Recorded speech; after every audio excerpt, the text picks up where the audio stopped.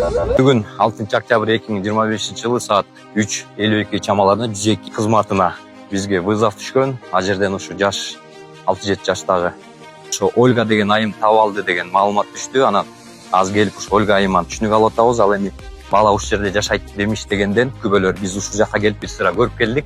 Бирок биякты билбейм дейт. 1-май райондук ички иштер бөлүмүнө апарабыз. Баланы биздин кызматкерлерибизге тапшырып беребиз. Саламатсызбы? Бул бала ушул бала бакчага барбайбы? Он не тут, да? Точно, да? Все, спасибо. Садись. Садись. Сейчас тебя отвезут к маме и папе, хорошо? Да. Вот там салкой. А ты ж давай, дорогой. Биз тараптан буюрса бала табылды, кызматкерге тапшырып берилди.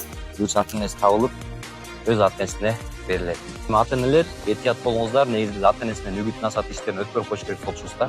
Бирок тилекке каршы ата-энесине жолукпай калдык. Азыр баланы 1-май райондук иштер бөлүмүнө алып катышат азыр. Инсан кызмат башкармалыгы этият болуңуздар, балдарыңарга сак болуңуздар.